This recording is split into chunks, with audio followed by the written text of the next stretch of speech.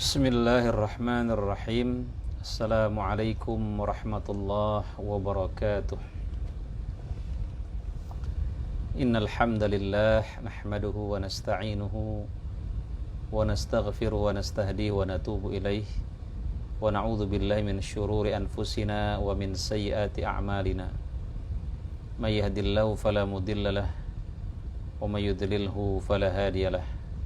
Allahumma salli ala sayyidina Muhammad wa ala ali sayyidina Muhammad kama sallaita wa sallamta wa barakta ala Ibrahim wa ala ali Ibrahim fil alamin innaka Hamidum Majid. Puji dan syukur kita panjatkan kehadirat Allah Subhanahu wa taala. Semoga Allah Subhanahu wa taala menerima ibadah Ramadan kita. Salawat dan salam selalu tercurahkan kepada junjungan kita baginda Rasulullah sallallahu alaihi wasallam.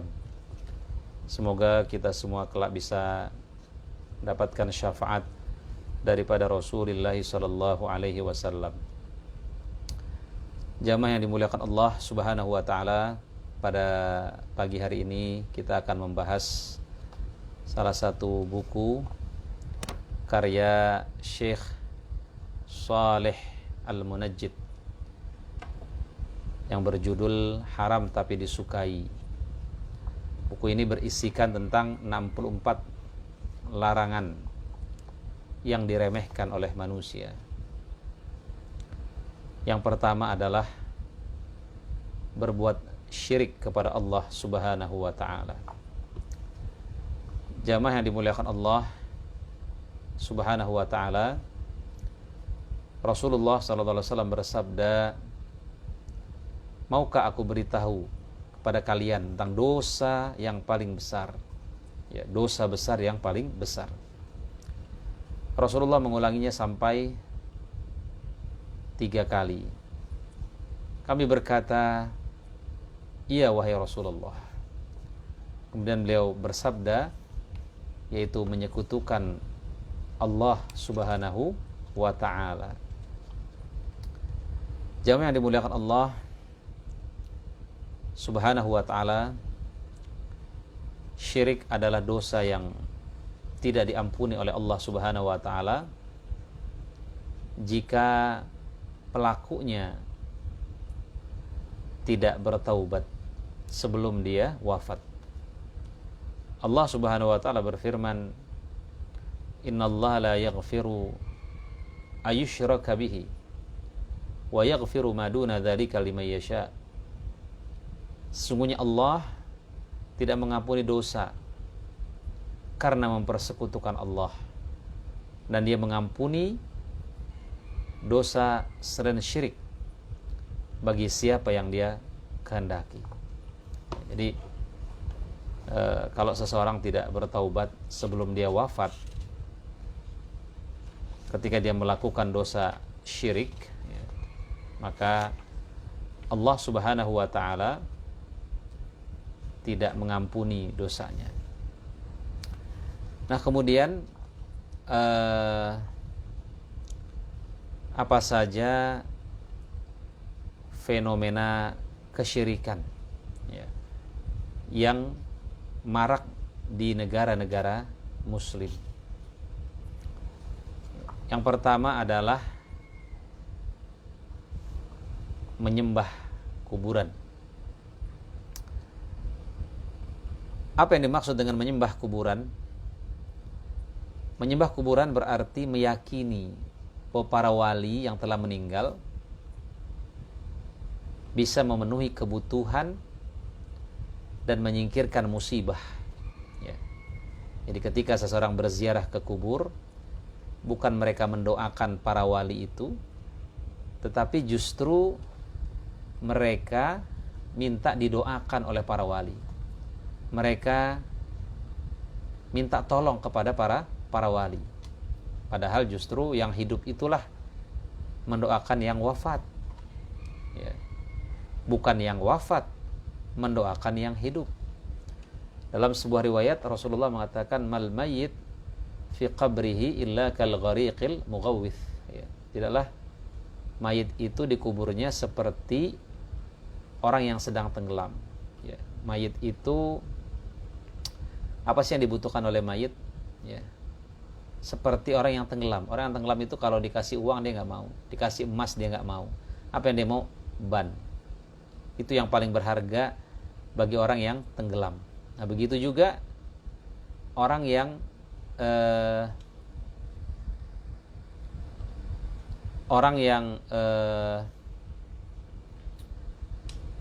sedang wafat, ya. Orang yang wafat, ya. Orang yang wafat itu yang dibutuhkan adalah doa, ya. Harta kita kirimkan kepada orang yang wafat, ya.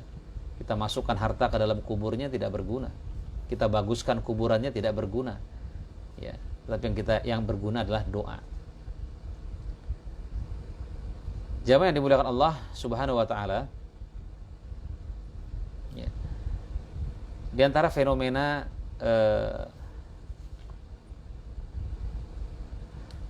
orang-orang yang berziarah, ya, ke kubur ya seperti itu, ya. Tidak terlarang ziarah kubur, tidak terlarang. Rasulullah SAW dulu pernah melarang ketika akidah kaum muslimin belum kuat, ya. Rasulullah SAW bersabda, kuntu nahaitukum an ziyaratil kubur. Dulu aku melarang kamu melakukan ziarah kubur. Tapi sekarang, ya, fazuruha. Tapi sekarang ziarahlah, fa innaha tudzakirul akhirah. Karena ziarah kubur itu mengingatkan kita akan akhirat. Ya. Jamaah yang dimuliakan Allah Subhanahu wa ta'ala,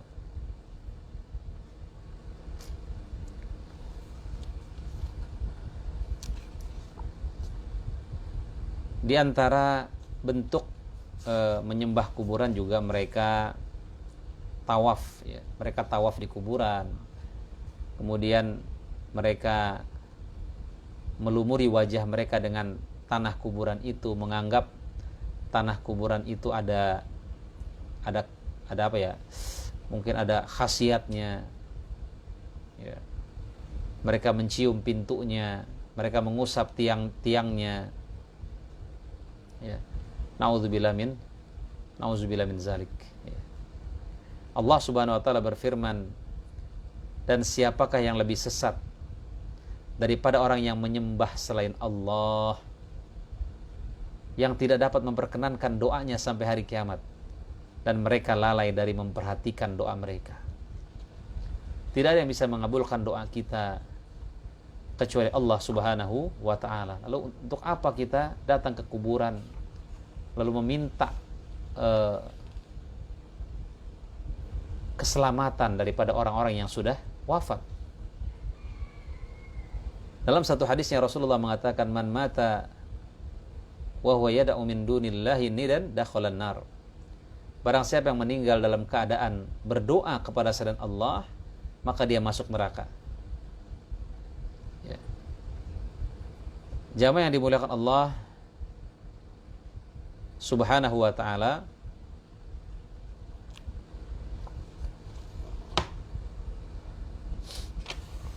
silakan ziarah kubur kalau memang kita ingin mengingat kematian, kita ingin mengambil ibrah, mengambil nilai-nilai perjuangan daripada orang yang sudah wafat.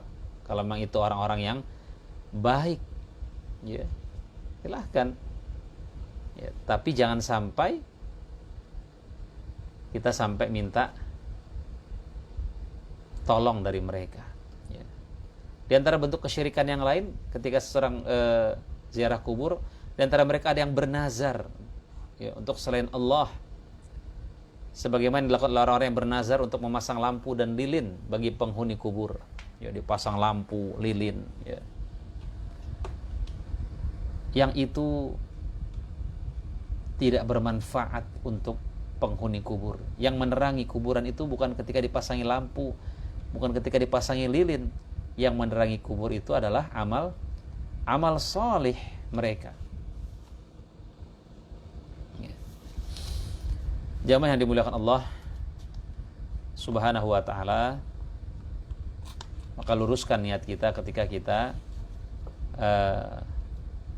ziarah kubur. Di antara fenomena kesyirikan yang lainnya adalah menyembelih kurban untuk selain Allah. Ya. Kita tidak boleh berkurban kecuali untuk Allah Subhanahu wa taala. Allah berfirman dalam surah Al-Kautsar ayat 2, "Fasholli lirabbika wanhar." Dan laksanakanlah salat karena Rabbmu dan berkurbanlah. Ya. Yakni apa? Sembelihlah kurban untuk Allah dan atas nama Allah. Nabi SAW bersabda, "La'anallah man dzabaha li ghairillah." Allah melaknat orang yang menyembelih kurban untuk selain Allah. Ya. Maka walaupun binatang itu tadinya halal ya, misalnya kan kambing itu halal ya, sapi itu halal, tapi ketika disembelih untuk selain Allah, maka dia menjadi haram. Dia tidak boleh dimakan ya, karena dia bukan dipersembahkan untuk Allah Subhanahu wa taala. Dia tidak disembelih atas nama Allah Subhanahu wa taala. Kemudian juga fenomena kesyirikan yang selanjutnya adalah menghalalkan apa yang diharamkan Allah dan mengharamkan apa yang dihalalkannya. Jamaah yang dimuliakan Allah Subhanahu wa ta'ala,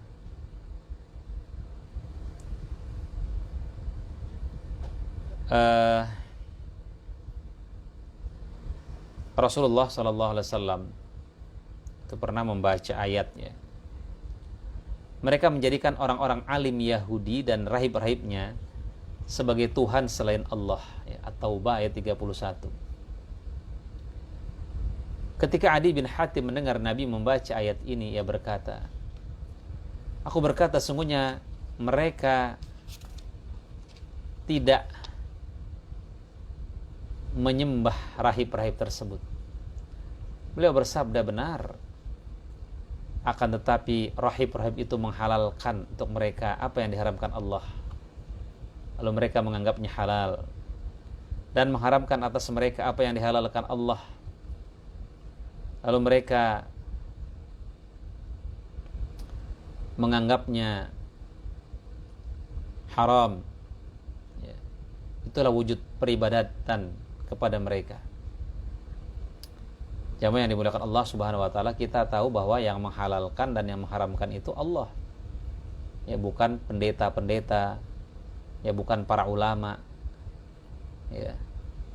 Para ulama pun menyimpulkan ini haram, ini halal, tentunya berdasarkan ayat, jika memang tidak disebutkan dalam Al-Qur'an, tapi tetap rujukannya itu Al-Qur'an dan hadis, kemudian mereka menyimpulkan jika memang itu tidak disebut secara jelas di dalam Al-Quran ataupun Al-Hadith, tapi tetap rujukannya Al-Quran. Fa in tanaza'tum fi syai' farduhu ila Allah wa rasulih. Jika kamu berselisih ya tentang sesuatu, maka kembalikanlah kepada Allah dan Rasulnya. Artinya kembalikanlah kepada Al-Quran dan Sunnah. Ya. Kita tidak boleh mengharamkan apa yang dihalalkan Allah, dan sebaliknya kita tidak boleh mengharamkan apa yang dihalalkan Allah. Bahkan itu bisa keluar daripada Islam. Ya. Orang berzina itu tidak kafir, tetapi ketika orang menghalalkan zina, dia bisa kafir.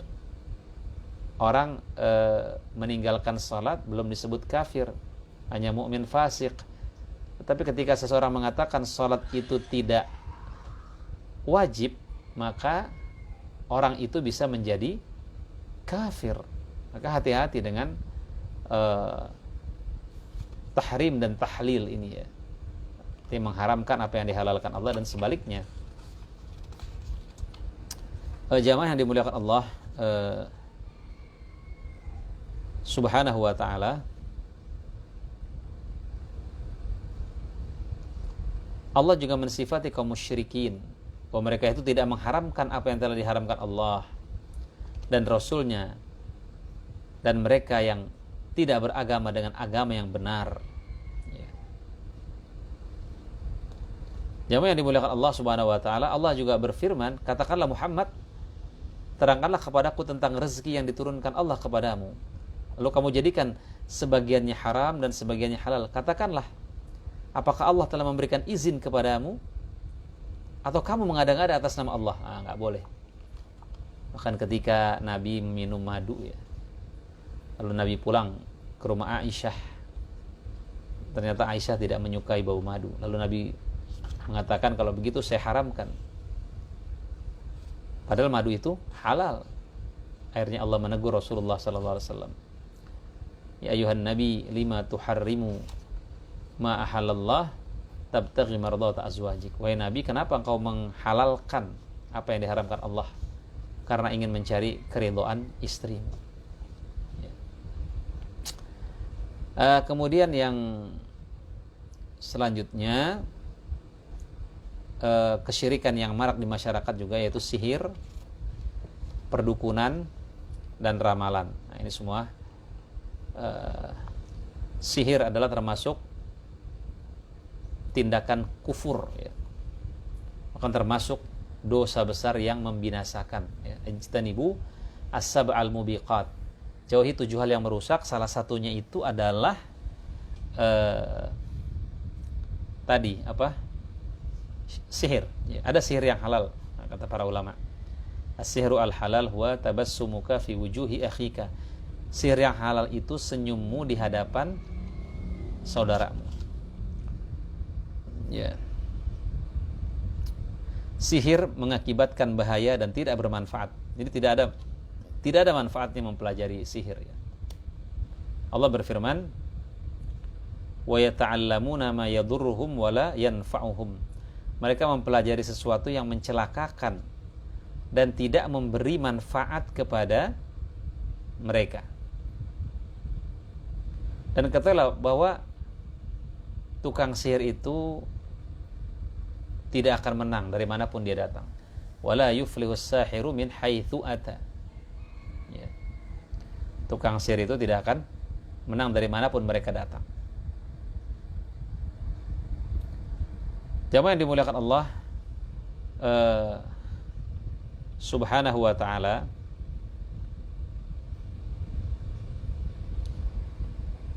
orang yang melakukan sihir ya, kalau dia tidak mau bertaubat maka hukumannya adalah dibunuh.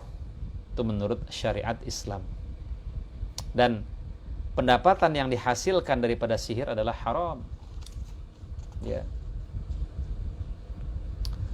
Jamaah yang dimuliakan Allah Subhanahu wa ta'ala, sebenarnya apa yang dilakukan oleh tukang sihir itu bukan kenyataan. Itu semua adalah hanya ilusi, hanya halusinasi.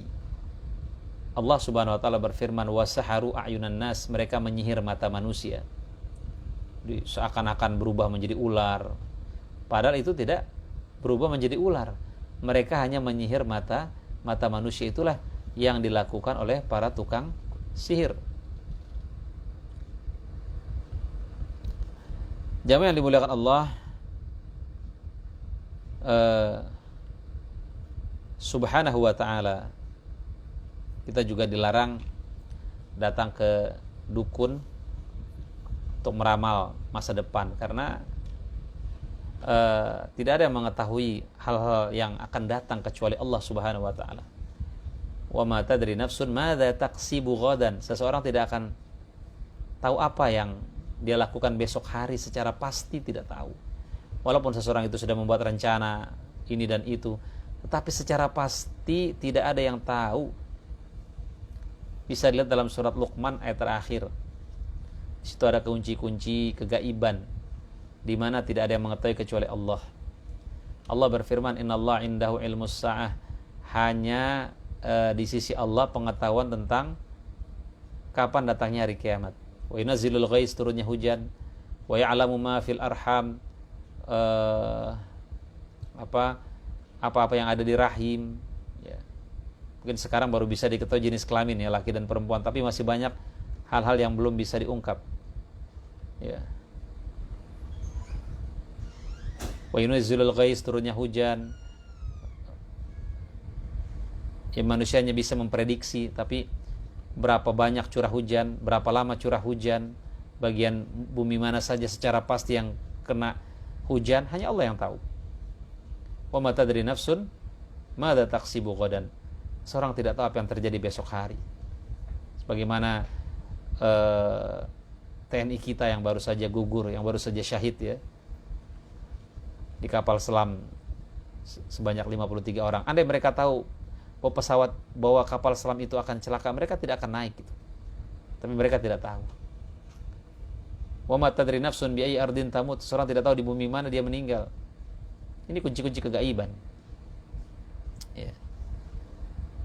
Sengaja hal-hal yang gaib ini dirahasiakan oleh Allah Subhanahu wa taala agar kita bisa hidup dengan tenang. Andai kunci-kunci kegaiban ini semuanya dibuka oleh Allah Subhanahu wa taala, kita tidak akan merasa tenang. Ya. Kita lihat bagaimana sabda Rasulullah sallallahu alaihi wasallam dalam hadis yang diriwayatkan oleh Ahmad.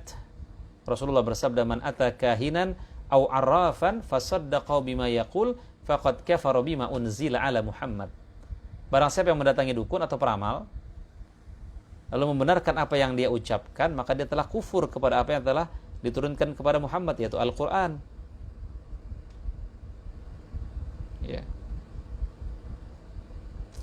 Dan orang yang datang ke dukun bertanya tentang sesuatu kepada dukun, maka sholatnya nggak diterima selama 40 hari, kata Nabi. Man ata arrafan fas'alu an syai' fasaddaqa lam tuqbalahu salatun arba'ina yauman. Ya. Barang.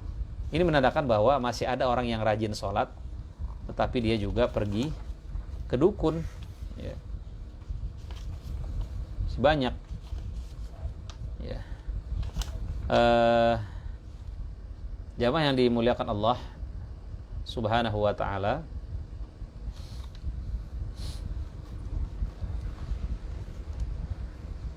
jadi itu ya yang dilarang oleh agama. Ya. Kemudian yang selanjutnya adalah meyakini pengaruh bintang dan planet terhadap berbagai peristiwa dan kehidupan manusia. Itu apa? Ilmu nujum ya. Nah, tidak boleh ini. Diriwayatkan dari Zaid bin Khalid Al-Juhaini, ia berkata, Rasulullah salat subuh bersama kami di Hudaybiyah dengan bekas hujan yang turun pada malam harinya. Setelah selesai salat, beliau menghadap ke arah orang-orang yang bertanya, apakah kalian mengetahui apa yang difirmankan Rabb kalian? Orang-orang menjawab, Allah dan Rasulnya lebih mengetahui. Beliau bersabda, Allah berfirman, pada pagi hari di antara hamba-hambaku ada yang beriman kepadaku dan ada juga yang kufur kepadaku. Adapun orang-orang yang mengatakan turunnya hujan kepada kami berkat karunia dan rahmat Allah, itulah orang yang beriman. Sedangkan orang-orang yang mengatakan turunnya hujan kepada kami berkat pemberian bintang ini dan ini, maka dia orang yang kufur terhadap ku dan beriman kepada planet. Kita nggak boleh percaya kepada bintang-bintang. Ya dulu ramai sekali itu ya. Ada bintang Libra, Gemini, ya dan lain sebagainya. Nah, ini tidak boleh kita percaya. Ya, tidak boleh kita percaya. Ya. Karena nasib kita tidak dipengaruhi oleh bintang-bintang itu. Tapi nasib kita dipengaruhi oleh apa? Yang pertama, usaha kita. Usaha dan ikhtiar kita dan takdir Allah dan ketentuan Allah Subhanahu wa ta'ala. Ya. Kalau kita nggak mau usaha, ya takdir Allah nggak datang. Ya, takdir itu kan ada dua. Ada takdir mu'allaq, takdir yang tergantung apa? Tergantung usaha kita. Seperti apa masalah rezeki. Ya, kalau kita nggak bergerak ya kita nggak dapat rezeki kan. Ada takdir mubrom, takdir yang emang nggak bisa diganggu gugat. Seperti kita lahir sebagai, ada orang yang terlahir di Indonesia, terlahir di Arab, terlahir dari ibu ini, ibu itu, nggak bisa milih dia. Nah, itu takdir mubrom. Jamaah yang dimuliakan Allah Subhanahu wa ta'ala,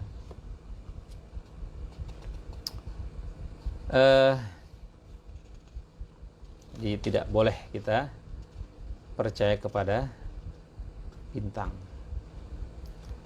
Kemudian kesyirikan yang juga marak ya, itu meyakini manfaat segala sesuatu yang sang Khalik tidak menciptakan untuk itu. Akhirnya sampai menjadikan itu jimat. Kita percaya cincin, nah, kita beli cincin nih, kita percaya, wah, cincin ini bisa mendatangkan rizki, bisa mendatangkan manfaat. Ini syirik. Kecuali memang benda-benda yang dibolehkan kita kita menghormatinya, seperti apa? Hajar Aswad. Hajar Aswad itu kan dicontohkan oleh Rasulullah sallallahu alaihi wasallam. Kalau Rasulullah menciumnya, kalau seandainya Rasulullah tidak menciumnya, Umar nggak mau cium. Apa kata Umar? Innaka hajarun la tadur wa la tanfa. Wahai Hajar Aswad, kau itu batu yang tidak mendatangkan manfaat dan mudarat. Seandainya Rasulullah tidak menciummu, maka aku tidak menciummu. Kenapa aku menciummu? Karena Rasulullah mencium. Ya. Nggak boleh kita beli batu, kita ciumin terus dengan niat kita menghormati batu itu. Nggak boleh. Ya. Kalau Hajar Aswad memang ada contohnya dan ada perintahnya. Kita tawaf di Ka'bah, itu memang ada perintahnya kan? Ya, liya'budu. Tapi kita bukan menyembah Ka'bah, kita menyembah Tuhannya Ka'bah. Liya'budu rabb hadzal bait. Ya. Waliyatawafu kalau nggak salah ya, bil baitil atiq. Hendaklah mereka bertawaf di rumah yang kuno ini, yaitu Ka'bah. Ya. Nah, kita nggak boleh meyakini bahwa keris ini ada manfaatnya, ada keramatnya. Batu ini ada keramatnya, ada manfaatnya. Apalagi, ya macam-macam lah. Kata Nabi, man allaqa tamimah faqad asyraka. Siapa yang menggantungkan jimat berarti dia telah syirik. Nah, ya. Dia masih muslim tetapi dia syirik, dia harus bertaubat kepada Allah Subhanahu wa taala. Kenapa? Karena tidak setiap musyrik itu kafir. Orang kafir itu musyrik, tapi tidak setiap musyrik itu kafir. Orang yang datang ke dukun dia masih muslim tapi dia syirik. Orang yang pakai jimat dia masih muslim tapi dia syirik. Dia harus bertaubat kepada Allah Subhanahu wa ta'ala. Kemudian yang selanjutnya yang termasuk syirik, ya, fenomena syirik adalah riya dalam beribadah. Ya. Orang yang riya sesungguhnya dia menipu Allah Subhanahu wa taala. Dia menipu Allah dengan amal-amal solihnya. Padahal dia beribadah bukan untuk Allah, dia untuk manusia. Allah Subhanahu wa taala berfirman, "Innal munafiqina yukhadi'una Allah wa huwa khadi'uhum." Sesungguhnya orang-orang munafik itu hendak menipu Allah, tapi Allah menipu mereka. Wa idza qamu ila sholati qamu qusala. Mereka itu kalau mendirikan salat malas sekali. Ya. Kenapa? Karena yura'unan nas, mereka riya, ingin dipuji manusia. Oh, dia salatnya rajin ya. Wala yadhkurunallaha illa qalila. Dan mereka tidak mengingat Allah kecuali sedikit. Ya. Maka luruskan setiap kita beramal salih. Ya. Apa kata Ali bin Abi Thalib mengatakan, apa sih ciri orang riya? Ciri orang riya itu semangat kalau dipuji. Jadi kita ini semangat beramal saleh bukan karena dipuji, tapi karena Allah Subhanahu wa taala. Karena Allah Subhanahu wa taala. Makanya kalau lillah insyaallah tidak lelah. Kemudian yang selanjutnya, ya. Yang selanjutnya adalah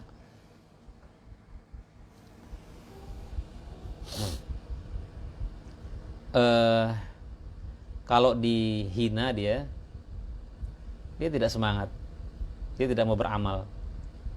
Ya. Kalau dilihat orang semangat, kalau tidak dilihat orang dia tidak semangat. Nah, ini ciri-ciri orang tidak ikhlas. Ali bin Abi Thalib. Jamaah yang dimuliakan Allah Subhanahu wa taala.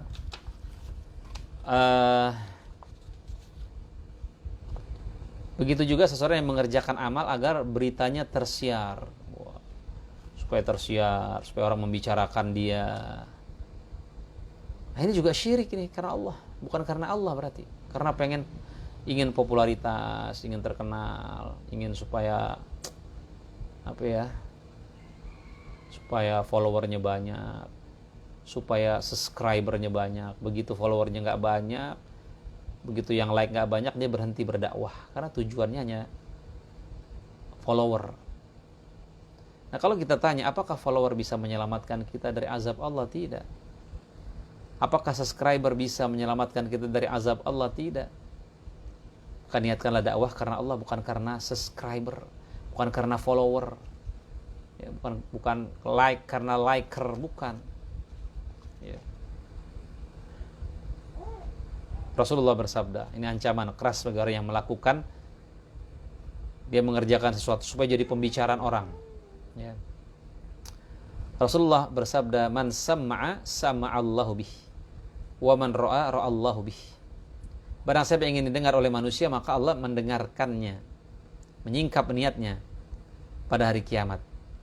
Allah akan perlihatkan niatnya. Oh, ternyata niatnya bukan lillah, supaya terkenal, supaya jadi pembicaraan orang. Ya. Nah, luar biasa ini, memang sulit memelihara niat. Ya. Dan barang siapa yang ingin dilihat, maka Allah akan memperlihatkan niatnya nanti pada hari kiamat. Ya. Rasulullah bersabda, ana aghna syuraka 'ani syirik, man amila amalan asyraka fihi ma'i ghairi taraktu wa syirkah. Akulah yang tidak membutuhkan persekutuan. Barang siapa yang mengerjakan suatu amal dan menyekutukanku dalam amal itu dengan selain aku, maka aku meninggalkannya bersama sekutunya. Allah tuh gak pengen diduakan dalam beramal. Ya. Jamaah yang dimuliakan Allah Subhanahu wa ta'ala, kemudian apalagi bentuk syirik, ya. Oke, jamaah yang dimuliakan Allah Subhanahu wa ta'ala, mungkin itu saja yang bisa saya sampaikan. Insyaallah kita lanjutkan pada esok hari, ya. Ila liqa. Kita tutup dengan doa kafaratul majlis. Subhanakallahumma bihamdika asyhadu an la ilaha illa anta astaghfiruka wa atubu ilaik. Khairul kalam aqulu lakum. Wassalamualaikum warahmatullahi wabarakatuh.